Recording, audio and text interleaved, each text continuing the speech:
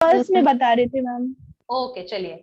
सो impulse consumers basically वो होते हैं जो पहले से कुछ डिसाइड नहीं करेंगे, लेकिन जब कुछ अजीब, कुछ अट्रैक्टिव अगर उनको कुछ दिख जाएगा या कुछ ब्यूटीफुल उनको जैसे वाज दिख गया, ठीक है, अब मैं जा रही थी कोई मॉल पे और मैंने कुछ, मुझे डिसाइड ही नहीं था कि मुझे लेना है, बट जब मुझे कोई चीज अट्रैक्ट कर गया तो मैंने प्रॉम्प्टली या बोल सकते हैं हार्शली, मैंने कोई जल्दबाजी में तुरंत से डिसीजन लिया और मैंने परचेज कर लिया। ऐसे कंज्यूमर्स बेसिकली जो होते हैं वो मार्केटर के लिए बेनिफिशियल इसलिए होते हैं क्योंकि ऐसे लोगों को आप अपसेलिंग आराम से कर सकते हो, यानी कि उनको इतना कुछ पसंद आ गया जो उन्होंने डिसाइड नहीं किया और खरीदने मतलब डिसीजन ले लिया खरीदने का, तो ऐसे को थोड़ा महंगा प्रोडक्ट भी आराम से आप सेल कर सकते हो, right.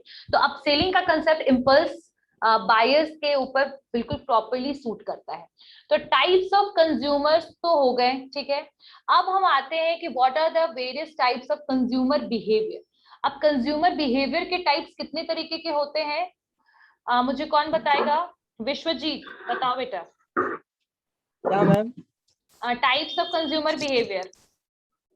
4 types of consumer behaviour होते हैं ma'am: variety seeking, complex, difference and habitual buying behaviour. Very good, ठीक है। चलिए एक एक करके मुझे बच्चे एक्सप्लेन करेंगे। कौन बच्चा मुझे बताएगा? Please raise your hand. Who will tell me about all these 4 types और उसके फीचर्स के साथ? कौन बच्चा मुझे बताएगा ये? यस, फर्स्ट मुझे बताएगी मुस्कान अबाउट 2 VCDH का कंसेप्ट बताया था मैंने, तो V और C का कंसेप्ट मुझे मुस्कान बताएगी, और D और H का V और C Muskan and D and H Akanksha. Yes, Muskan Malhotra tell me. Ma'am पहला है वैरायटी सीकिंग, लाइक ऐसे कस्टमर्स को एक ही प्रोडक्ट में अलग अलग टाइप्स के वैरायटी चाहिए।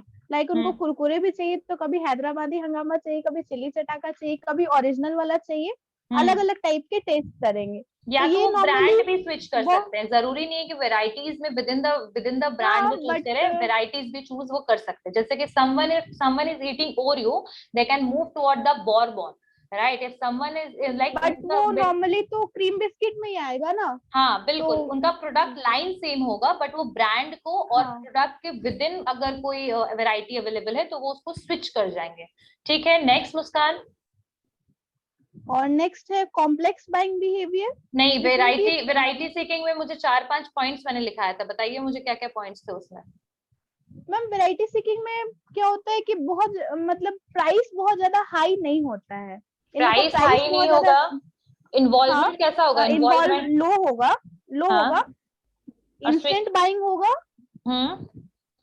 और ये मेनली तब स्विच करते हैं जब एक चीज से वो बोर हो गए हो या फिर नया प्रोडक्ट ट्राई करने के लिए क्यूरियोसिटी हो।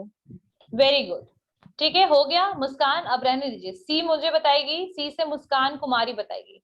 यस मुस्कान।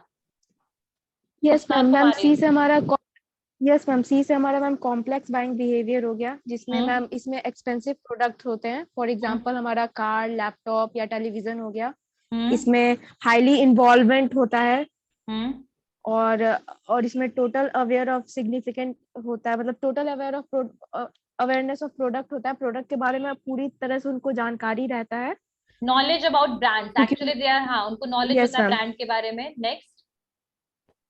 यस मैम, उसमें और फिर हमारा इसमें ये भी ये हाई कंसल्टेंसी हो गया है उसमें मैम। वेरी गुड, क्योंकि महंगा प्रोडक्ट, एक्सपेंसिव प्रोडक्ट है, तो we just take recommendation and consult with the various people. बहुत लोगों से हम पूछताछ करेंगे, ठीक है। हाईली रिसर्च, यानी बहुत ज्यादा रिसर्च करेंगे, क्योंकि प्रोडक्ट सारा कुछ इसमें बेस्ड है basically because of the expensive price. Expensive price है, रिस्क ज्यादा इसमें इन्वॉल्व है, इसीलिए आप हाईली इन्वॉल्व रहिएगा ड्यूरिंग द परचेज, राइट। चलिए, good. Muskan Kumari and Muskan Malhotra both are very good. Next, Akanksha मुझे डी बताइए। मैम इसका डिजोनेस रिड्यूसिंग बाइंग बिहेवियर होता है, इसमें इन्वॉल्वमेंट हाई रहेगा, प्रोडक्ट एक्सपेंसिव भी, मतलब एक्सपेंसिव भी होगा या फिर नॉर्मल प्रोडक्ट भी आएगा इसमें, और यहाँ पर ब्रांड के बारे में प्रॉपर अवेयरनेस नहीं होगा, मतलब ब्रांड के बारे में कुछ पता नहीं होगा, तो इसलिए रिसर्च कम होगा, क्योंकि ब्रांड का नॉलेज है ही नहीं तो रिसर्च नहीं होगा। और जो फोकस होगा वो नॉलेज होगा, हाँ लैक ऑफ नॉलेज होगा बेसिकली इसमें। यहाँ पर कंज्यूमर को नॉलेज ज्यादा, ब्रांड के बारे में अवेयरनेस नहीं, ठीक है, लेकिन प्रोडक्ट महंगा भी हो सकता है, सस्ता भी हो सकता है, तो इन्वॉल्वमेंट लेकिन फिर भी क्या होगा, हाई होगा, क्योंकि जानने की इच्छा होगी। ठीक है, मतलब जानना चाहेंगे लेकिन अपनी तरफ से ट्राई नहीं करेंगे रिसर्च करने का। नेक्स्ट, और उनको ऐसा ना पता नहीं लगेगा कि अलग अलग ब्रांड जो है उसमें क्या क्या डिफरेंसेस। अगर उनको थोड़ा बहुत ब्रांड के बारे में पता है तो डिफरेंस के बारे में ज्यादा नहीं पता होगा। जैसे लाइक सैमसंग का मोबाइल है, और मान लो एमआई का मोबाइल है, तो उनको ज्यादा बस प्राइस डिफरेंस दिखेगा, लेकिन उनको फीचर्स वगैरह का डिफरेंस ज्यादा पता नहीं लगेगा। ठीक है, तो डिसोनेंस रिड्यूसिंग यानी डिफरेंस जो बेसिकली है उसके बारे में यहाँ पर इनको किसको नहीं पता होगा, कंज्यूमर्स को। हाँ आकांक्षा बोलिए, एड ऑन कीजिए इसमें। और मैम जो फोकस रहेगा वो प्राइस और कन्वीनियंस अकॉर्डिंग होगा। हाँ, focus is on price and convenience according to availability, right. तो डिसोनेंस रिड्यूसिंग क्लियर हो गया सबको। Next is H, who will tell me about H? Vishwajeet, yes बोलिए। मैम डिसोनेंस वाला मैंने एक बार फिर से थोड़ा रिपीट कर दीजिए। हाँ, डिसोनेंस रिड्यूसिंग बाइंग बिहेवियर में सिचुएशन क्या होगा कि जहां पर बेसिकली कंज्यूमर को इन्वॉल्वमेंट कंज्यूमर का हाई रहेगा, लेकिन ब्रांड डिफरेंस के बारे में उनको ज्यादा नॉलेज नहीं होगी। ठीक है, जैसे मान लो कि उतना ब्रांड के बारे में भी अवेयरनेस है, अगर थोड़ा बहुत ब्रांड के बारे में पता भी है तो डिफरेंसेस के बारे में ज्यादा अवेयरनेस नहीं होगा। क्योंकि आप प्रोडक्ट हो सकता है एक्सपेंसिव खरीद रहे हो तो आप इन्वॉल्व हाईली हो जाओगे, लेकिन रिसर्च इसमें बहुत ज्यादा नहीं होता, यानी कंज्यूमर रिसर्च पार्ट पे ज्यादा काम नहीं करते हैं। ठीक है, और जो प्रोडक्ट वो परचेज करना चाहेंगे वो अकॉर्डिंग टू कन्वीनियंस, यानी अगर आसपास ही वो अवेलेबल होगा, ठीक है, तो वो आसपास ही जाके क्या करेंगे, उस प्रोडक्ट को परचेज करेंगे, यानी अवेलेबिलिटी कन्वीनियंस पे वो प्रोडक्ट को परचेज करेंगे। यहाँ पर एक चीज और है कि मार्केटर जो है इसका बहुत बड़ा रोल होगा, क्योंकि हो सकता है कि कंज्यूमर डायलेमा में हो तो उसको रिड्यूस करने का काम मार्केटर का होगा। वो उनको समझाएगा, प्रॉपरली एक्सप्लेन करेगा, और उसके बाद फिर बेसिकली बाई करेगा कौन, कंज्यूमर। और वहीं अगर हम बात करते हैं कॉम्प्लेक्स बाइंग बिहेवियर में, तो वहां भी मार्केटर के पास हाईली नॉलेजेबल होना चाहिए पर्सन, और यहाँ भी मार्केटर को हाईली नॉलेज होना चाहिए प्रोडक्ट के बारे में। क्लियर हो गया विश्वजीत? विश्वजीत क्लियर हो गया बच्चे? Yes ma'am. ठीक है, अब नेक्स्ट मुझे एच के बारे में कौन बताएगा? एच के बारे में who will tell me, who will tell me about H, who will tell me about H? VCD is completed, who will tell me about H?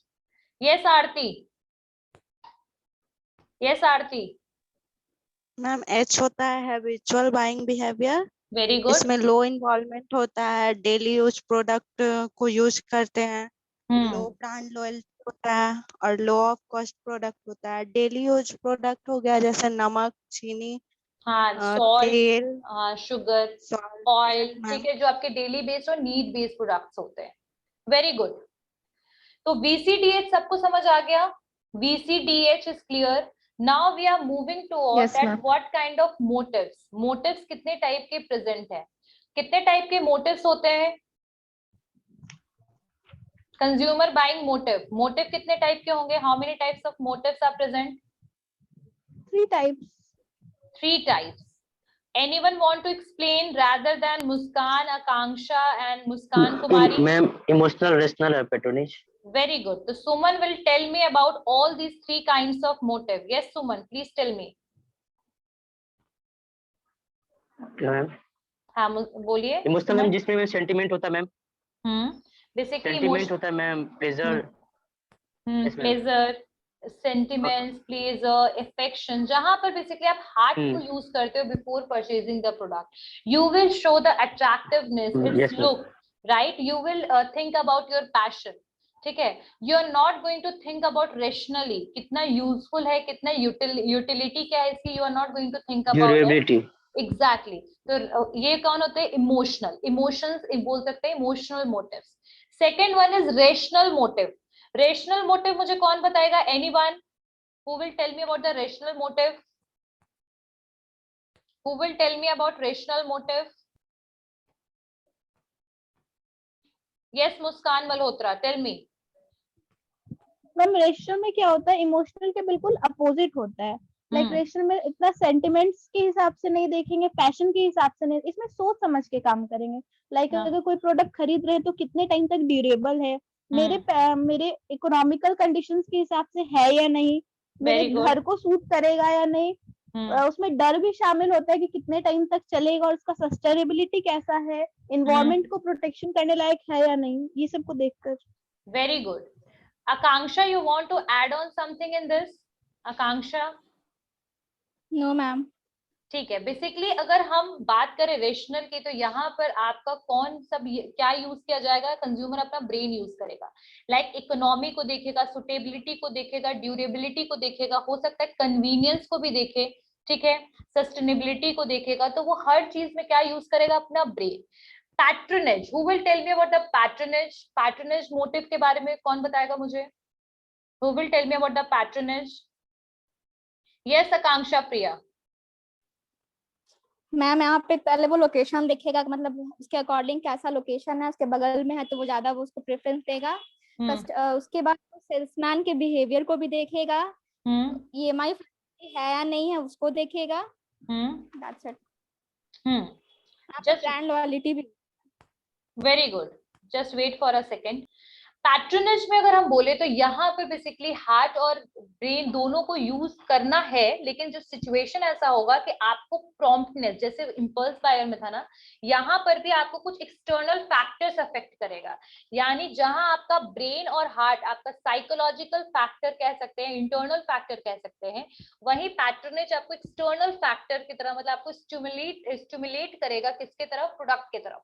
यानी कि हो सकता है कि आप कंज्यूमर एग्जीक्यूटिव के बिहेवियर आपको बहुत अच्छा लगे, उसका वे ऑफ टॉकिंग, उसका वे ऑफ एक्सप्लेनेशन और एलैबोरेशन को देखते हुए आप प्रोडक्ट को परचेज कर लो, या तो आप शॉप के लुक्स को देखो, मतलब शॉप बहुत ज्यादा आपको हाई फाई या कह सकते हैं कि हाइजीनिक दिखेगा, तो हो सकता है कि आप वहां जाके प्रोडक्ट को परचेज कर लो। कई बार होता है कि क्रेडिट फैसिलिटी भी हम देखते हैं कि भाई कौन सा शॉप या शोरूम या ब्रांड हमें क्रेडिट फैसिलिटी प्रोवाइड कर रहा है, कैसा फैसिलिटी दे रहा है। आजकल ज्यादातर लोग क्या करते हैं? कैशलेस पेमेंट करना चाहते हैं, यानी कार्ड से पेमेंट करना चाहते हैं। अगर उनको ये सुविधा नहीं मिलेगी, ये बेनिफिट नहीं मिलेगा, तो हो सकता है कि वो दूसरे शोरूम या दूसरे ब्रांड की तरफ क्या हो जाए? मूव कर जाए। तो बेसिकली यहाँ पर फैक्टर्स जो है वो एक्सटर्नल फैक्टर्स है, लाइक लुक, या बोल सकते हैं कि अपीयरेंस ऑफ स्टोर्स, ठीक है, बिहेवियर ऑफ कंज्यूमर का बिहेवियर क्या है। और यहाँ पर एक चीज और हो सकता है, लोकेशन, फेवरेबल लोकेशन। जैसे मान लीजिए कि आपको मार्केट एरिया में कुछ प्रोडक्ट ऑलरेडी परचेज करना था, तो उसी मार्केट एरिया में आप जो आपको खरीदना है दूसरा भी प्रोडक्ट, तो आप उसी एरिया में खरीदना चाहोगे। फेवरेबल लोकेशन यानी कि जो प्रॉपर लोकेशन हो, लोकेशन भी देखिएगा आप, ठीक है, क्रेडिट फैसिलिटीज को देखिएगा। तो ये सारे आपके पैट्रनेज फैक्टर में आ जाएंगे। क्लियर हो गई बात? पैट्रनेज मोटिव में आ जाएगा। किसी को कोई डाउट है इसमें? Anyone have any doubt in types of motive? ठीक है, what are the various factors which is influencing the consumer behaviour? कौन कौन से फैक्टर्स हैं जो कंज्यूमर के बिहेवियर को इन्फ्लुएंस करते हैं? एनीवन टेल मी, कौन कौन से होंगे इसमें फैक्टर्स जो कंज्यूमर के बिहेवियर को इफेक्ट करते हैं? What are the various factors? कोई मुझे बताएगा? रेज कीजिए हैंड।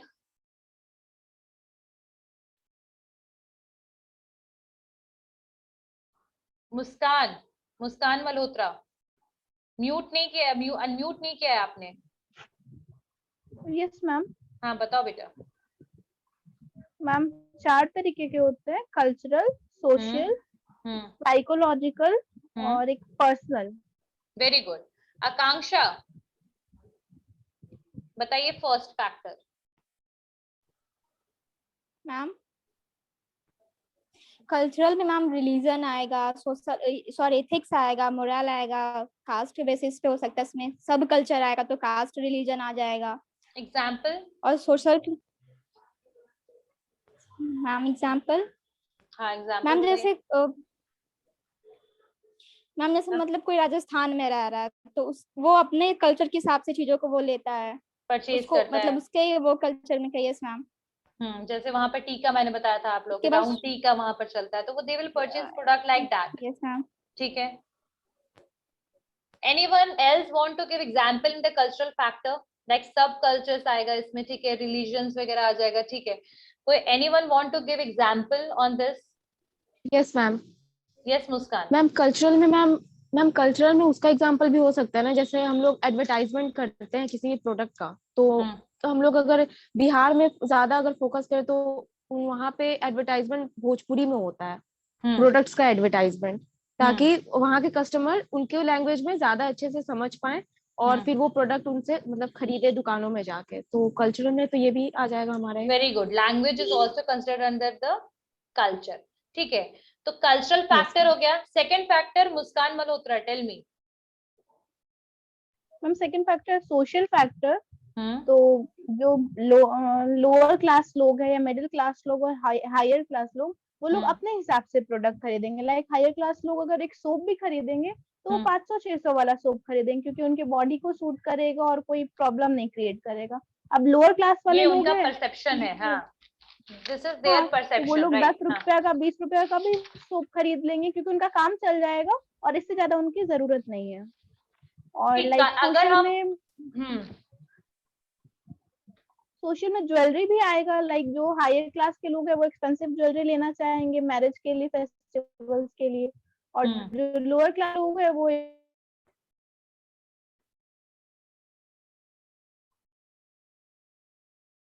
ठीक है।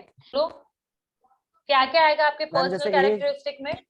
मैम एज हो गया, मैम जेंडर हो गया, ऑक्यूपेशन हो गया, वर्क हो गया मैम, लाइफस्टाइल हो गया, मैरिज, पर्सनालिटी हो गया, लाइफ स्टाइल हो गया, पर्सनालिटी, मैरिज स्टेटस हो गया मैम, सेल्फ कंसेप्ट हो गया।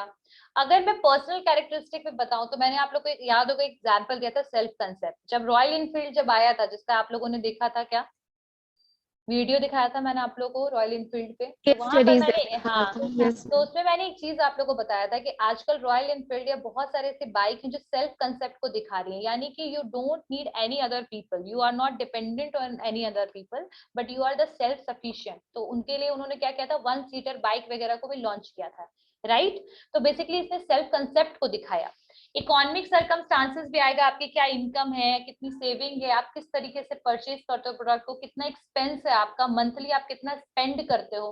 तो ये सब पर्सनल कैरेक्टरिस्टिक पे आएगा, यानी आप पर्सनली कितना पैसे खर्चते हो, ठीक है, लाइक आप कितना खाने पे खर्चते हो, कितना शॉपिंग पे खर्चते हो, कितना ट्रैवल पे करते हो। तो like this is are the economic circumstances इसमें आएगा। आपकी age and life cycle stages, मतलब एज के हिसाब से आपकी नीड, टेस्ट, गुड्स का डिमांड सब कुछ चेंज होता है। ओल्ड पीपल कैसा प्रोडक्ट डिमांड करते हैं, मैंने बोला था ना इजी टू यूज, वो हमेशा इजी टू यूज की तरफ मूव करते हैं, ठीक है, वो कॉम्प्लेक्स चीजों को नहीं जानना चाहते हैं, नॉलेज भी नहीं लेना चाहते हैं। रीजन बिकॉज वो यूज नहीं कर पाएंगे, उनको ऐसा लगता है they can't able to use, ठीक है। एज फैक्टर भी इसमें आ जाएगा आपका, क्लियर है ना, एज, लाइफ साइकिल, ठीक है। फिर आपका इकोनॉमिक सर्कमस्टांसेस, फिर आपकी लाइफस्टाइल, किस तरीके से आप प्रोडक्ट को परचेज करते हो, ठीक है, पर्सनालिटी एंड सेल्फ कंसेप्ट, आपकी ऑक्यूपेशन कैसी है, ठीक है, आप किस तरीके से फैक्ट्री में काम कर रहे हो तो आप कैसा कपड़ा खरीदोगे, परचेज करोगे, किस तरीके से आप शूज पहनोगे, किस तरीके से लंच बॉक्स परचेज करोगे। तो all these things comes under the personal characteristic. Anyone have any doubt in this topic? किसी को कोई डाउट है? No ma'am. No ma'am. ठीक है, नेक्स्ट बढ़िए आगे। आगे आएगा psychological characteristic. Who will tell me about the psychological characteristic? Muskan Kumari, yes.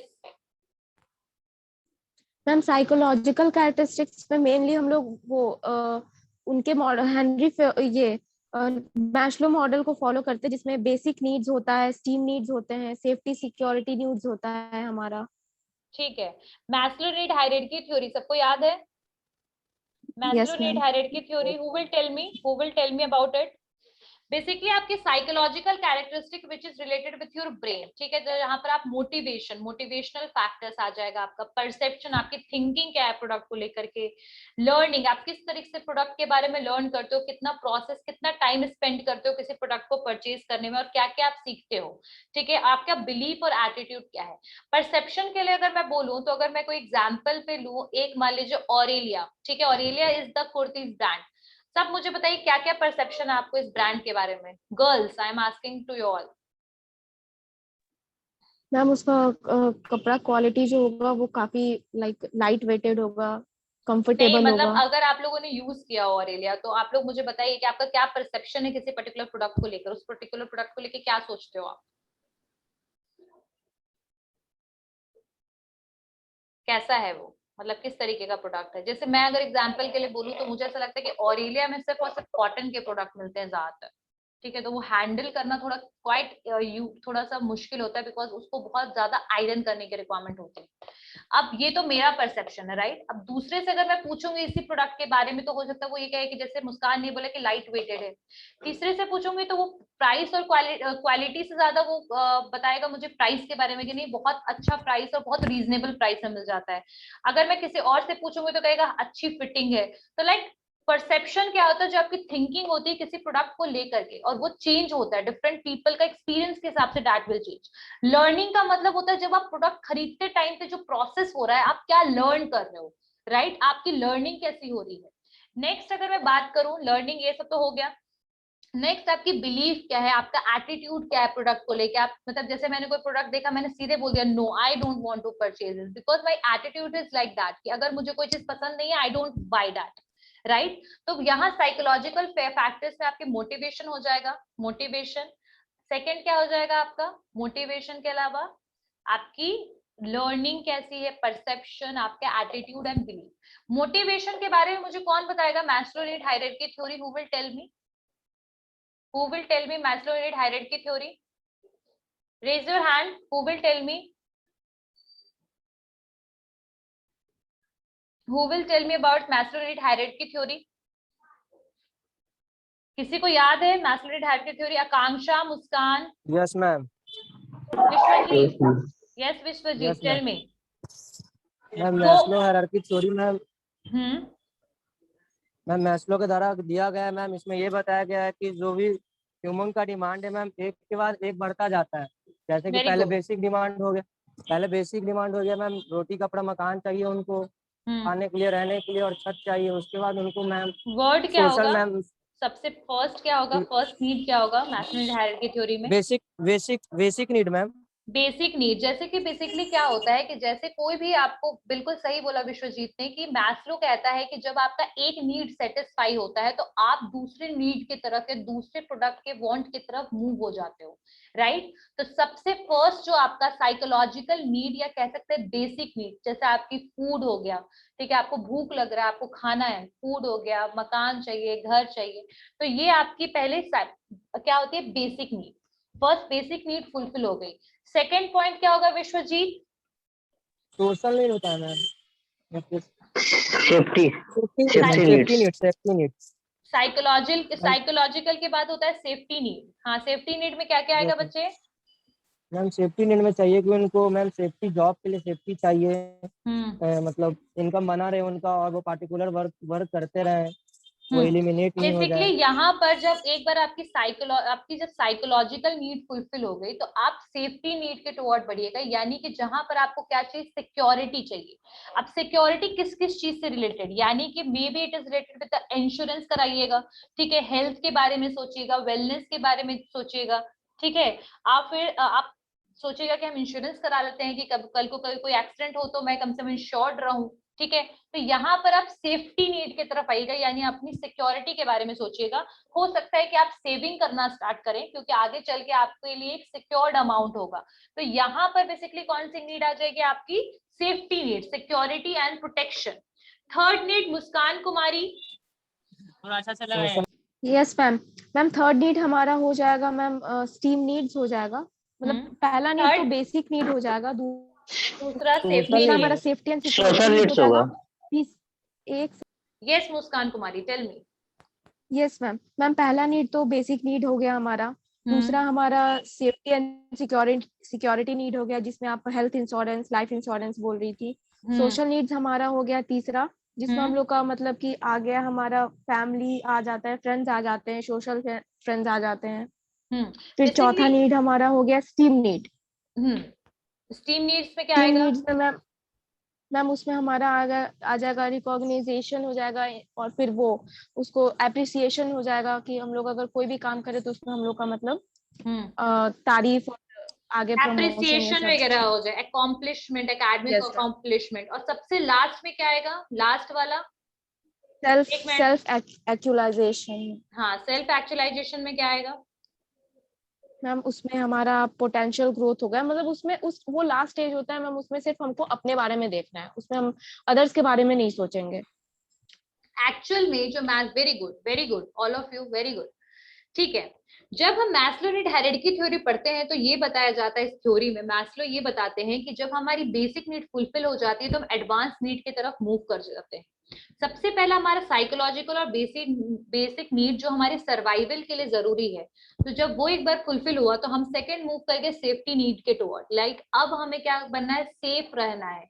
Safe हम रहने के लिए क्या कर सकते हैं, कुछ अमाउंट सिक्योर करेंगे, इंश्योरेंस करवाएंगे, ठीक है, कुछ पॉलिसीज परचेज करेंगे। तो यहाँ हम सेफ्टी नीड एंड प्रोटेक्शन के बारे में बात करते हैं कि हम अपने आप को कैसे प्रोटेक्ट करेंगे। क्लियर हो गया।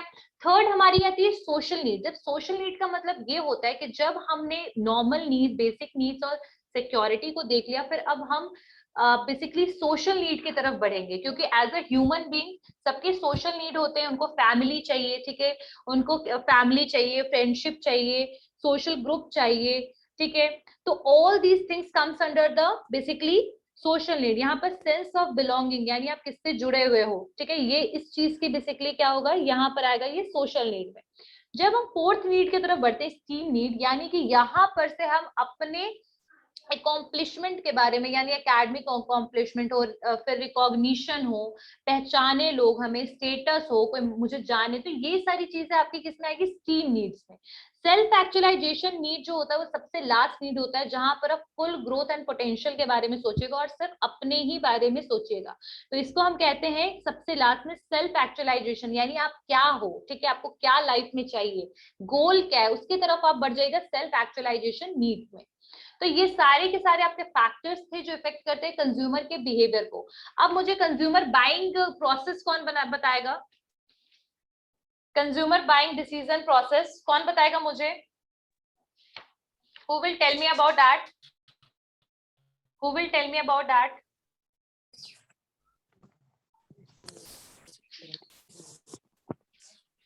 कोई बताएगा मुझे, पाइन पी मुझे कौन बताएगा, पाइन पी, विश्वजीत, विश्वजीत, विश्वजीत, हिमांशु, विनीत, विनीत बताएगा मुझे, Yes, ma'am. विनीत बताओ पाइन पी। विश्वजीत आप नहीं, मुझे बताएगा विनीत, विनीत बताइए pine P. Yes, ma'am.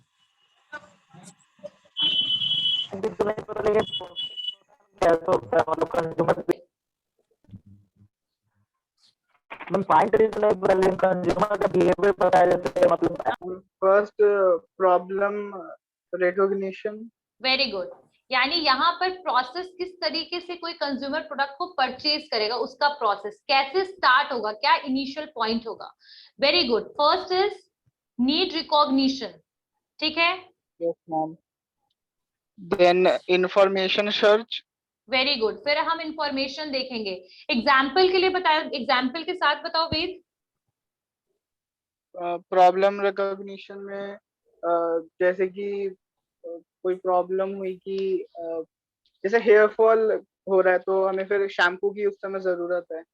Very good, तो हम कोई वैसा शैम्पू जाएंगे, उसके लिए फिर इंफॉर्मेशन लेंगे। ठीक है, तो इन्फॉर्मेशन सर्च किया और मान लीजिए हमें 4-5 ब्रांड पता लगा, लॉरियल पता लगा, मैट्रिक्स पता लगा, ठीक है, 4-5 आप ऐसे एग्जाम्पल के लिए साथ में जरूर एग्जाम्पल लिखिएगा। जब आप किसकी बात कर रहे हैं, जब आप मार्केटिंग में लिख रहे हैं तो एग्जाम्पल जरूर लिखिएगा। तो first is the problem recognition, या प्रॉब्लम को रिकॉग्नाइज करेंगे, या नीड रिकॉग्निशन भी कह सकते हैं हम इसको।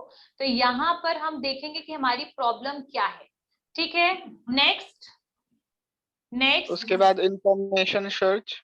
इंफॉर्मेशन सर्च करेंगे, यस। नेक्स्ट उसके बाद इवैल्यूएशन ऑफ अल्टरनेटिव, जो भी हैं, जितने भी अल्टरनेटिव्स मिले हमें, जो भी हैं, और उसके बाद फिर हम परचेज डिसीजन लेंगे कि कौन सा वो जस्ट वेट फॉर फिर जैसे जब अगर 5 ब्रांड्स हमें मिले उस चीज से रिलेटेड, तो हम फिर परचेज डिसीजन लेंगे कि वो कौन सा ब्रांड लेना है।